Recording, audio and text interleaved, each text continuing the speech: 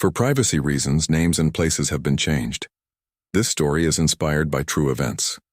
On the morning of March 15, 1995, 21-year-old Rachel Anderson left her student apartment in Rome's historic center, eager to spend the day sketching the magnificent Colosseum.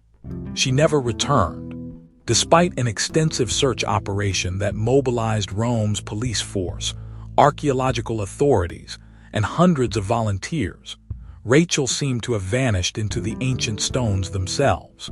Her abandoned sketchbook and camera, found in the upper levels of the amphitheater, offered no answers to her mysterious disappearance. For 19 years, her family and Yale University colleagues lived with the crushing weight of uncertainty, wondering if they would ever learn what happened to the promising art history student who dreamed of unlocking the secrets of Roman architecture. Then, in the summer of 2014, a discovery deep within the Colosseum's restricted chambers would finally break open one of Italy's most baffling cold cases. This is the complete investigation into what happened to Rachel Anderson.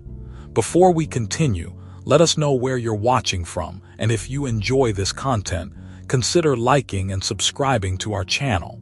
Now let's continue. On a crisp October morning in 1995, 21-year-old Rachel Anderson stepped through the ancient archways of Rome's Colosseum, her leather-bound sketchbook tucked firmly under her arm. The Yale art history major had spent months preparing for her semester abroad, dreaming of the moment she would study the architectural masterpiece that had captivated her imagination since childhood. Rachel's last known movements were captured by the Colosseum's grainy security footage at 9:17 a.m.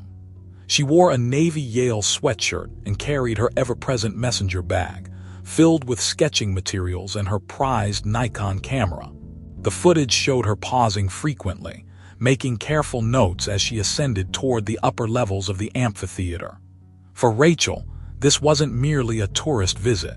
She had secured special permission to access certain restricted areas for her thesis on architectural preservation techniques in ancient Roman structures. Professor Elizabeth Foster, her thesis advisor at Yale, had helped arrange the access through her connections with Italian archaeological authorities. By late afternoon, when Rachel failed to meet her roommate for their planned dinner in Trastevere, the first ripples of concern began to spread through the study abroad program. Security guards conducting their final sweep of the day discovered her sketchbook and camera, carefully placed on a stone ledge in the upper tier of the Colosseum. The camera's film, when later developed, revealed methodical shots of architectural details, ending abruptly at 11:43 a.m. The discovery triggered an immediate search operation. Italian police combed every accessible corner of the massive structure, while Rachel's fellow students gathered in vigil outside the Colosseum's perimeter. Professor Foster, who had arrived in Rome just 2 weeks earlier to review Rachel's preliminary research, found herself standing helplessly beside the police cordon, watching searchlights sweep across the ancient stones. The sketchbook offered tantalizing clues about Rachel's final hours. Her precise drawings filled page after page, accompanied by detailed observations about construction techniques and restoration work. The final entry, a half-finished sketch of an archway, trailed off mid-stroke, as if she had been suddenly interrupted. In the days that followed, Rachel's disappearance became front-page news across Italy. Her parents, James and Margaret Anderson, flew immediately from Connecticut to join the search, their faces haunted as they appealed for information on Italian television. The American embassy in Rome assigned a special liaison, and the FBI dispatched agents to assist Italian authorities. Security guard Marco Rossi was among the last to see Rachel alive. His testimony described a focused young woman who had asked intelligent questions about the building's less visited areas. She was different from typical tourists, Rossi would later tell investigators. She understood the Colosseum's significance beyond its surface beauty. She saw things others missed. Professor Foster, speaking through tears at a press conference a week after the disappearance, painted a portrait of a brilliant student whose passion for preservation had marked her for a promising career in archaeological conservation. Hell saw these ancient structures as living entities, Foster explained. Her thesis wasn't just about architectural techniques, it was about preserving humanity's shared heritage. As autumn deepened into winter, the search for Rachel Anderson gradually lost momentum. The Colosseum, which had stood as a testament to human achievement for nearly 2 millennia, now held a darker significance for those who knew her story. Each day, thousands of tourists continued to stream through its arches, unaware that somewhere within its labyrinthine structure, a young woman's disappearance had become part of its ancient mystery. Yet even as the case grew cold, Rachel's abandoned sketchbook remained in evidence storage, its pages holding clues that would take nearly 2 decades to decipher. The detailed drawings that had been intended to document architectural history would eventually help unravel a criminal enterprise and bring her killer to justice. But in those first desperate weeks of searching, no one could have imagined the truth that lay hidden in plain sight among Rachel's careful observations. Inspector Carlo Benedetti arrived at the Colosseum as dawn broke the morning after Rachel's disappearance. The seasoned cultural heritage police officer had investigated dozens of crimes involving Italy's ancient monuments, but something about this case immediately struck him as different. The precision of Rachel's abandoned belongings, carefully placed rather than dropped in panic, suggested a deliberate act rather than an accident. The investigation began with a methodical review of every security camera in and around the Colosseum. The grainy footage tracked Rachel's movements through the main tourist areas, showing her steady progress upward through the ancient structure. She stopped frequently, consulting her notes and making sketches, behavior consistent with her research purpose.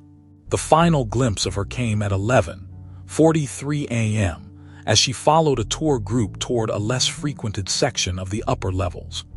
Benedetti's team interviewed every tour guide working that day, paying particular attention to those who had access to restricted areas. Most remembered seeing the American student with her sketchbook, but none claimed any significant interaction with her. One guide, Giulio Romano, mentioned briefly answering her questions about restoration techniques, describing her as intensely curious but otherwise unremarkable. The investigation expanded to include Rachel's fellow students from the Yale program. They described her as meticulous and dedicated, often spending extra hours at archaeological sites, while others moved on to cafes and shops. None reported any personal conflicts or concerns about her mental state. Her roommate confirmed Rachel had been excited about her Colosseum research, staying up late the night before to prepare her sketching materials. As the first week progressed, Benedetti's team conducted detailed searches of every accessible chamber and passage in the Colosseum. They paid special attention to areas under renovation, where unstable flooring or loose stones might have led to an accident. Special units explored the underground tunnels, once used to house gladiators and exotic animals, now a maze of partially excavated passages. Professor Elizabeth Foster provided crucial context about Rachel's research focus. The student had been particularly interested in comparing modern restoration techniques with ancient Roman construction methods. Her thesis proposal indicated she planned to document areas where original materials interfaced with contemporary repairs. This information led investigators to concentrate on sections of the Colosseum undergoing active conservation work. The forensics team analyzed Rachel's abandoned camera and sketchbook for physical evidence. While they found numerous fingerprints, most belonged to Rachel herself or to individuals with legitimate access to the site. More telling were the final photographs on her camera, showing increasingly technical details of restoration work, including close-ups of tool marks and material joining techniques. Benedetti found himself particularly troubled by the lack of any signs of struggle. If Rachel had met with foul play, There should have been some evidence, scattered belongings, scuff marks on the ancient stones, or witnesses who had heard something unusual. The careful placement of her camera and sketchbook suggested she had set them down involuntarily, perhaps to examine something that caught her attention. As the investigation entered its second week, Benedetti ordered a review of all maintenance and restoration records from the previous months. He was looking for any unauthorized access or unusual activities that might explain Rachel's disappearance. The records revealed multiple small-scale restoration projects ongoing throughout the structure, creating numerous areas of limited public access. The case began to consume Benedetti's thoughts. At night, he would return to the Colosseum, walking Rachel's last known path, trying to understand what the young American student might have discovered in these ancient stones that led to her vanishing. The massive structure seemed to hold its secrets close, its weathered walls offering no answers to the questions that haunted the investigation. The local media's interest in the case began to wane as leads dried up. But Benedetti continued to return to one nagging detail. Rachel's final photographs showed restoration work in areas that weren't listed in any official conservation records. This discrepancy would prove significant years later, but at the time, it remained just another puzzling element in a case that seemed determined to remain unsolved. As winter settled over Rome, the search for Rachel Anderson gradually faded from newspaper headlines. The once bustling command center near the Colosseum stood empty, its bulletin board still plastered with her smiling photograph, and maps marked with search patterns that had yielded nothing. For Inspector Benedetti, the silence of failure echoed through the ancient amphitheater's corridors. Back in Connecticut, James and Margaret Anderson maintained their daughter's bedroom exactly as she had left it, her acceptance letter to the Rome study program still pinned to the cork board above her desk. They made annual pilgrimages to Rome, placing flowers at the Colosseum's entrance and meeting with increasingly apologetic police officials who had no progress to report. The Yale community marked Rachel's absence with a memorial scholarship for art history students studying abroad. Professor Foster, who had once envisioned celebrating Rachel's thesis defense, instead found herself delivering lectures that included Rachel's story as a cautionary tale about solo research in remote locations. The professor kept Rachel's preliminary thesis notes in her office, occasionally reviewing them with a mixture of professional admiration and personal grief. Theories multiplied as the years passed. Some suggested Rachel had fallen through unmarked construction areas, while others proposed she had discovered an unknown ancient passage and become trapped. More sinister hypotheses emerged about human trafficking or a stalker among the tour guides. Each theory was methodically investigated and eventually dismissed for lack of evidence. Inspector Benedetti never truly let go of the case. Even as newer investigations demanded his attention, he maintained a ritual of reviewing Rachel's file on the anniversary of her disappearance. He would spread her photographs across his desk, studying the architectural details she had documented, searching for something he might have missed. The precision of her work continued to impress him. These were not tourist snapshots, but the careful documentation of a serious scholar. By the early 2000s, the case file had been officially designated cold. It joined hundreds of others in the basement archives of Rome's police headquarters, distinguished only by its unusual thickness and the quality of its evidence. Rachel's camera and sketchbook remained in climate-controlled storage, their potential secrets preserved but untold.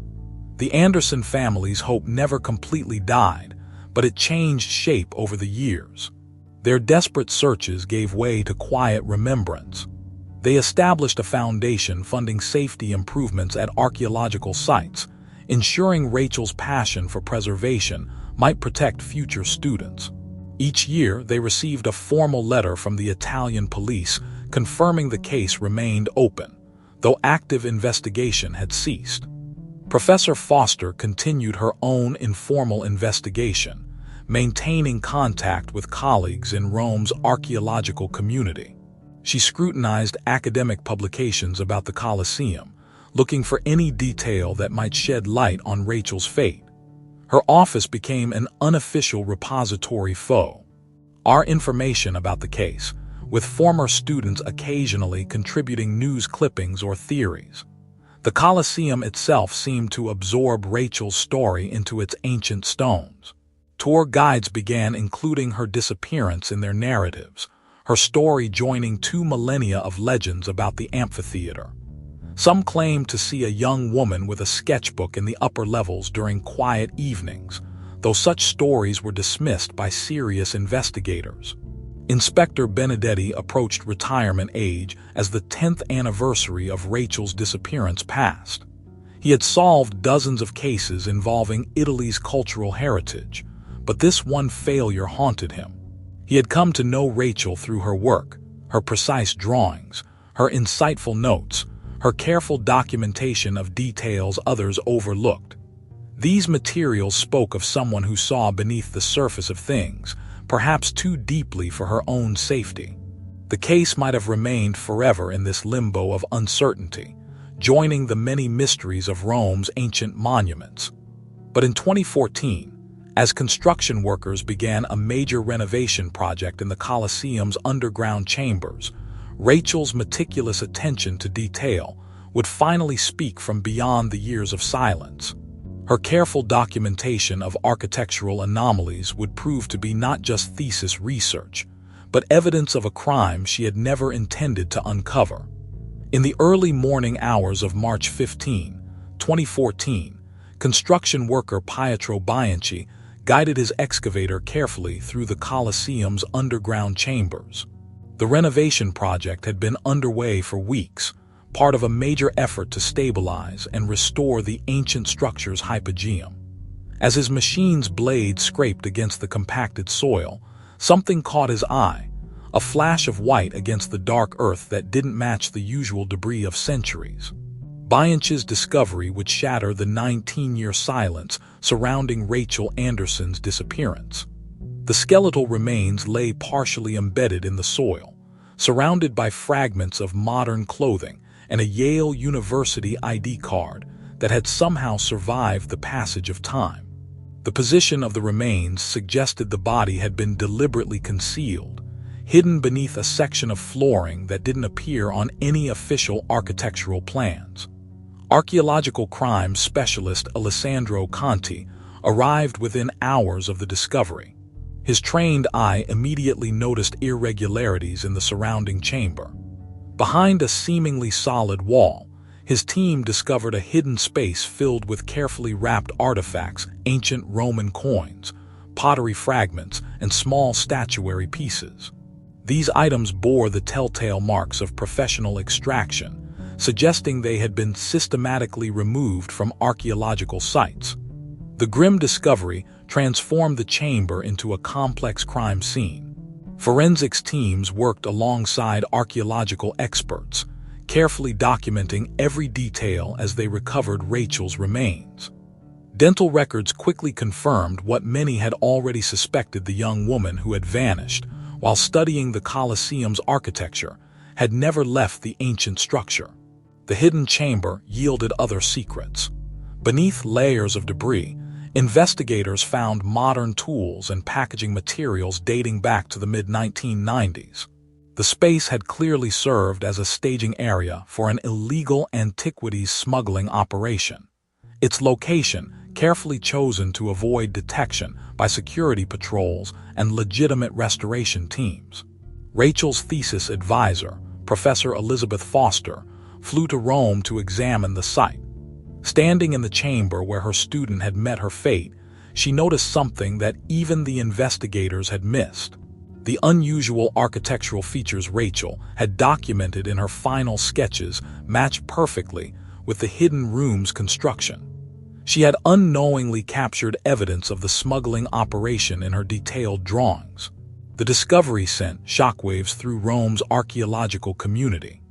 The Colosseum security protocols had been significantly upgraded since 1995, But the revelation that a sophisticated smuggling operation had once operated within its walls prompted immediate calls for a comprehensive review of site access procedures.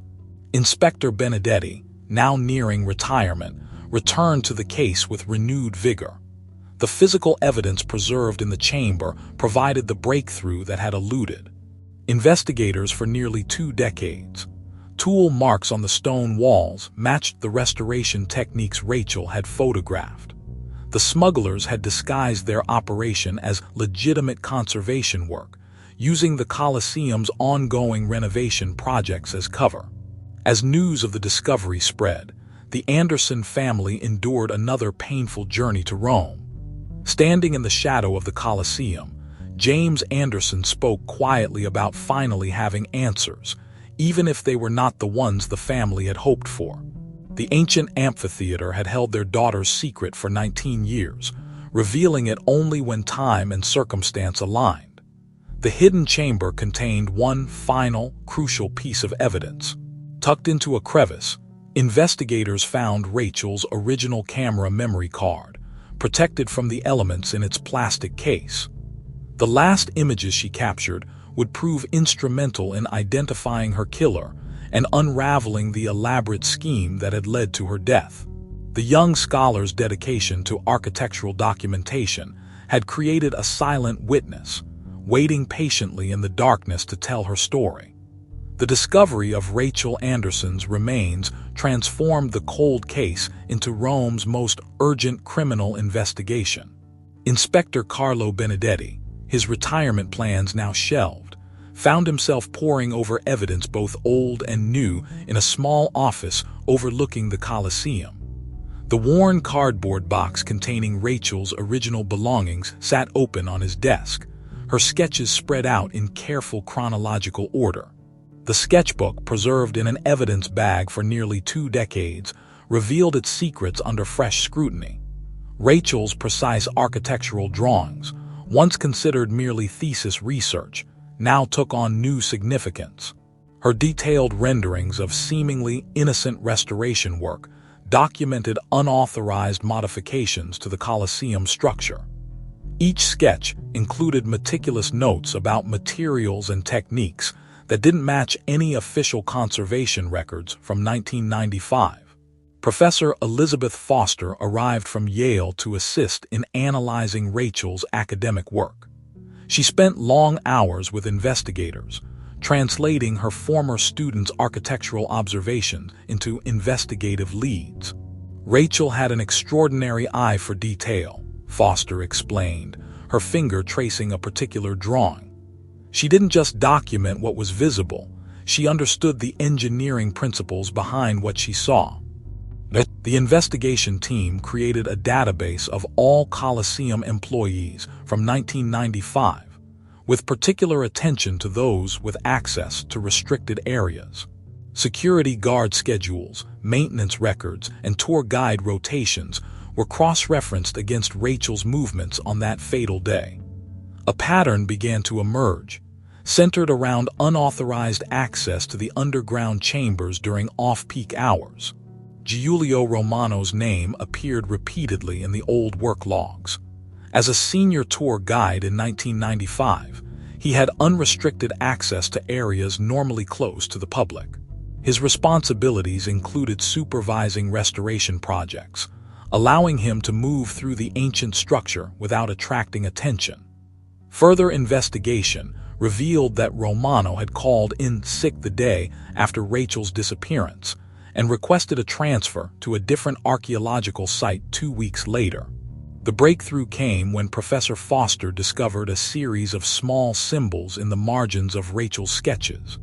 Initially dismissed as decorative elements, they formed a coded inventory of artifacts, a practice Rachel had developed while cataloging items for Yale's archaeology department. The symbols matched the types of artifacts later discovered in the hidden chamber, suggesting she had witnessed the smuggling operation in progress. Benedetti's team began surveillance of Romano, now retired and living in a modest villa outside Rome. They discovered he still maintained connections with known antiquities traffickers, though he had apparently ceased active participation in the trade. His finances showed unexpected prosperity for a former tour guide, with regular deposits from anonymous offshore accounts spanning 2 decades. As evidence mounted, a clear picture emerged of Rachel's final day. Her detailed documentation had inadvertently exposed a sophisticated smuggling operation. The young student, trained to recognize authentic artifacts, would have immediately understood the significance of what she had discovered. Read in the Colosseum's restricted areas, her keen eye for architectural detail, the very skill that had drawn her to Rome, had sealed her fate. The investigation team carefully built their case, knowing they would have only one chance to bring Rachel's killer to justice.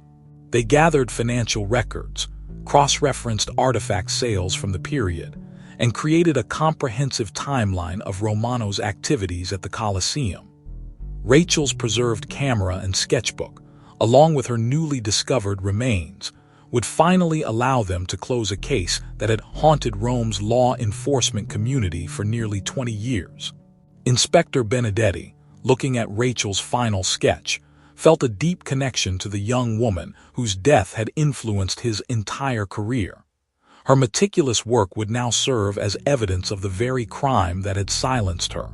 In death, as in life, Rachel Anderson's dedication to preserving and documenting history would help protect the ancient monuments she had loved so dearly.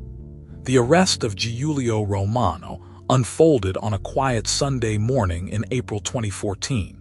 As dawn broke over his villa in the Roman countryside, police vehicles silently surrounded the property. Inspector Benedetti, who had waited 19 years for this moment, watched as the former tour guide answered his door in a faded bathrobe, his expression shifting from confusion to resignation as he recognized the official warrant. Inside Romano's study, investigators discovered what Rachel Anderson had died to expose. Hidden behind a false panel, hundreds of photographs documented artifacts that had passed through his hands over 2 decades.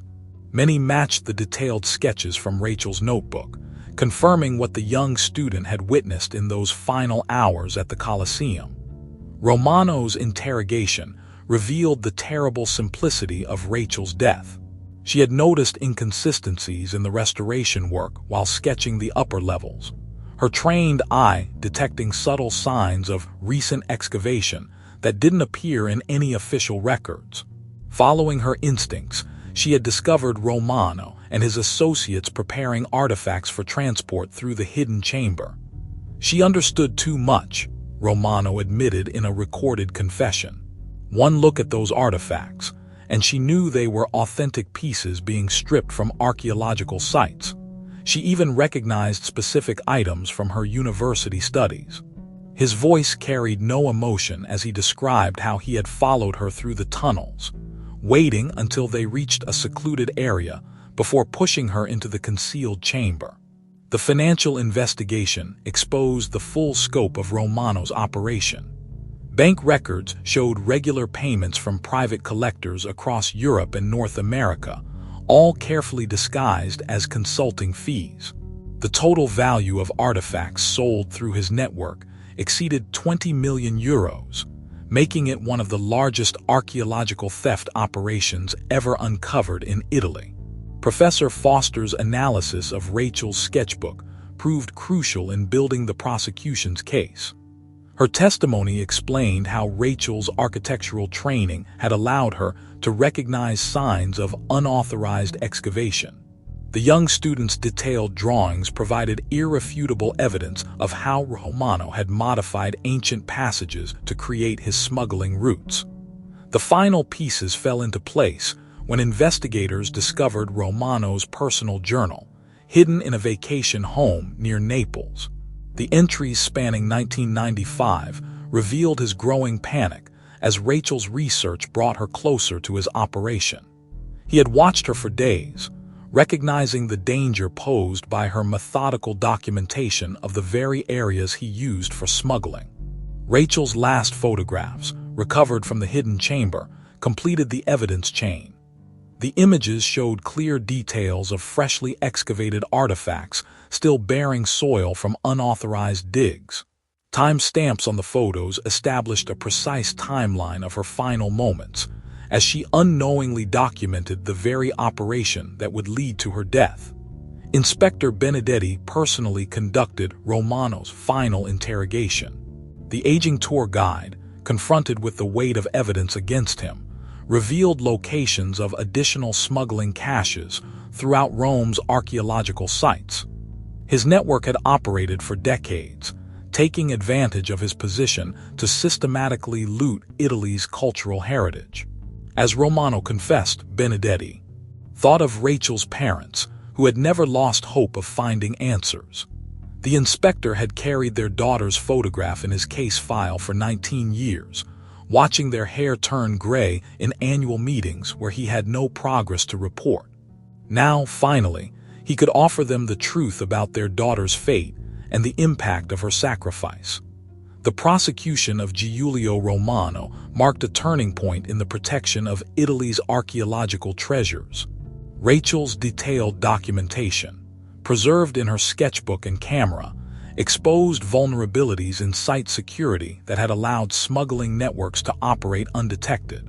Her tragic death would lead to comprehensive reforms in how ancient sites were monitored and protected. In the end, it was Rachel's passion for architectural preservation that had both exposed her to danger and provided the evidence to solve her murder. Her careful observations, sketched in the hours before her death, created a record that even her killer couldn't erase. The young scholar's final thesis project had become something far more significant, a testament to the importance of protecting our shared cultural heritage, even at the ultimate cost. On a bright morning in June 2014, the Rome courthouse fell silent as Judge Maria Antonelli delivered her verdict. Giulio Romano, the former Colosseum tour guide who had maintained a facade of respectability for nearly 2 decades, stood motionless as she pronounced his sentence: 25 years for the murder of Rachel Anderson and an additional 10 years for crimes against Italy's cultural heritage. The trial had captivated Rome for weeks. Prosecutors methodically presented evidence spanning 19 years, weaving together Rachel's detailed sketches, financial records, and Romano's eventual confession. The hidden chamber where Rachel died had yielded a treasure trove of evidence, not just her remains, but proof of a systematic looting operation that had decimated countless archaeological sites. Rachel's parents, James and Margaret Anderson, sat through every day of testimony. Their faces remained composed as prosecutors displayed their daughter's final photographs, her keen eye for architectural detail unknowingly documenting the very operation that would lead to her death. When Romano finally spoke directly to them during his sentencing, offering a clinical apology that rang hollow in the marble courthouse, Margaret Anderson simply closed her eyes, her hand tightly gripping her husband's. The case transformed how Italy protected its archaeological heritage. The Colosseum underwent a complete security overhaul, with new protocols specifically designed to prevent unauthorized access to restricted areas. Every restoration project now required multiple levels of documentation and supervision, with particular attention paid to solo researchers working in isolated areas. Professor Elizabeth Foster returned to Yale, where she established the Rachel Anderson Memorial Fund for Archaeological Preservation. The fund supported students studying heritage protection, ensuring that Rachel's passion for preserving history would continue through future generations. Her sketchbook, released from evidence after the trial, became required reading for students learning about documentation techniques in archaeological sites. Inspector Carlo Benedetti postponed his retirement to oversee the implementation of new security measures across Rome's archaeological sites. The case had exposed how vulnerable these ancient monuments were to sophisticated theft operations. Rachel showed us what one person with proper training could observe, he told a conference of heritage protection officers. She saw what we had missed for years. The investigation's ripple effects reached far beyond Rome. Romano's confession led authorities to recover hundreds of artifacts from private collections worldwide. Each piece had passed through the hidden chamber where Rachel made her final sketches, her careful documentation ultimately helping to return these treasures to their rightful place in Italy's cultural heritage. In October 2015, on the 20th anniversary of Rachel's disappearance, the Colosseum unveiled a new security center bearing her name. The facility featured state-of-the-art monitoring systems and a training program for archaeological site protection. A small plaque near the entrance carried Rachel's Yale graduation photo and a simple inscription, her dedica, "Tion to preserving our past protects our future." The Anderson family established a scholarship at Yale's Art History Department, specifically for students interested in archaeological conservation. Each year, they received letters from young scholars inspired by Rachel's story, carrying her passion for preservation to sites around the world. Her death had created a legacy that reached far beyond the ancient walls where she made her final discovery. Romano's conviction brought closure to a case that had haunted Rome for nearly 2 decades. But it also raised uncomfortable questions about the vulnerability of archaeological sites to insider threats.